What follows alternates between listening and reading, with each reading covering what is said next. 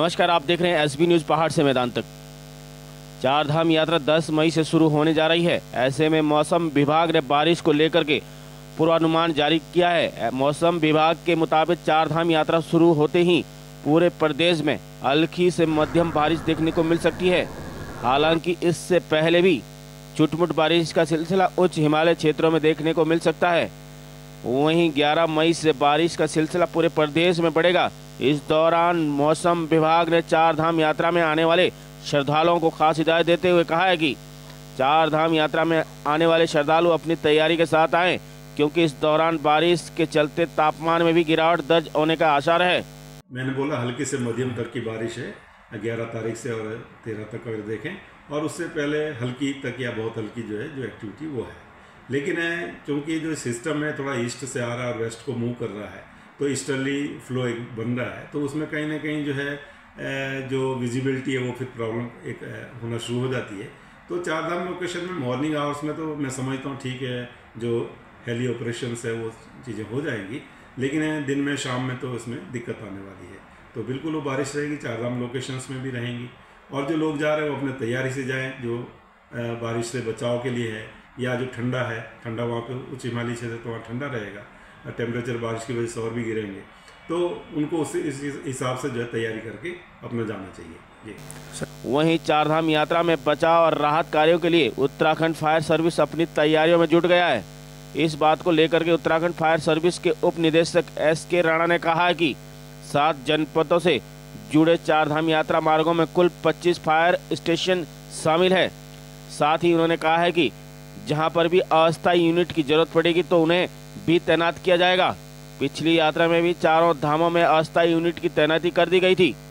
देखिए, चार धाम यात्रा को देखते हैं, जो जनपद हमारे इसमें इन्वॉल्व होते हैं उसमें हरिद्वार है, देहरादून है, टिहरी है, उत्तरकाशी है, पौड़ी है, रुद्रप्रयाग और चमोली। यहाँ इन रूट से जो है, इन डिस्ट्रिक्ट से जो रूट गए हैं चार धाम यात्रा के, श्री बद्रीनाथ जी, केदारनाथ जी, गंगोत्री, यमुनोत्री। तो इसमें टोटल जो है 25 जो हमारे फायर स्टेशन जो हैं इन 7 डिस्ट्रिक्टों में इन्वॉल्व होते हैं उसमें। और जो जहाँ पे ये जरूरत पड़ती है कि भाई यहाँ पे जो है हमारी अस्थायी यूनिट की जरूरत लगेगी, तो अस्थायी यूनिटें भी वहाँ लगाई जाती हैं। जैसे गंगोत्री यमुनोत्री की बात करें मंदिर की, तो गंगोत्री यमुनोत्री टेम्पल पे भी हमारी अस्थायी यूनिटें रहती हैं उसमें। बद्रीनाथ जी की बात करें, बद्रीनाथ जी में भी हमारी अस्थायी यूनिटें रहती हैं। तो कई बार वो यूनिटें जो है रास्ते में भी डिप्लॉय कर दी जाती है एज एंड व्हेन रिक्वायर्ड, जैसी हमारी आवश्यकता हो।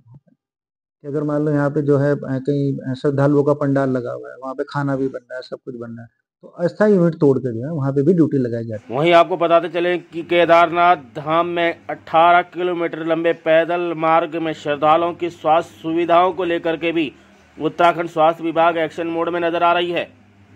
इस बात को लेकर के उत्तराखंड के स्वास्थ्य सचिव डॉक्टर R राजेश कुमार ने कहा है कि सभी यात्रियों को सूचित किया जाता है कि पैदल यात्रा का अभ्यास होना बेहद जरूरी है, जिसके बाद ही उन्हें केदारनाथ धाम का 18 किलोमीटर ट्रैक तय करें।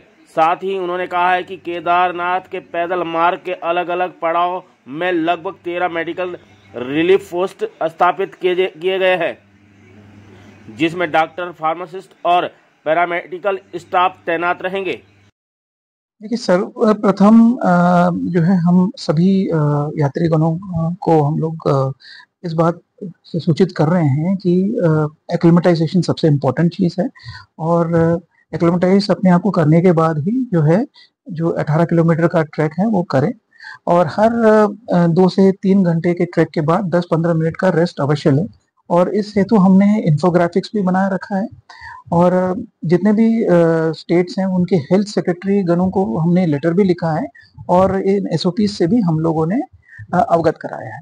इसके अलावा जो ट्रैक रूट है केदारनाथ जी का, वहाँ पे लगभग हमने 13 मेडिकल रिलीफ पोस्ट एस्टेब्लिश किए हैं अलग अलग पड़ावों पे, और उनमें डॉक्टर्स, फार्मासिस्ट और जो पैरामेडिकल स्टाफ है उनकी हम तैनाती करते हैं। पिछली बार मैंने विजिट भी किया था और व्यवस्था का मौका मायना भी किया था, और उसमें सभी इक्विपमेंट्स हमने रखे हुए हैं, और इस बार भी वो व्यवस्था जारी रहेगी।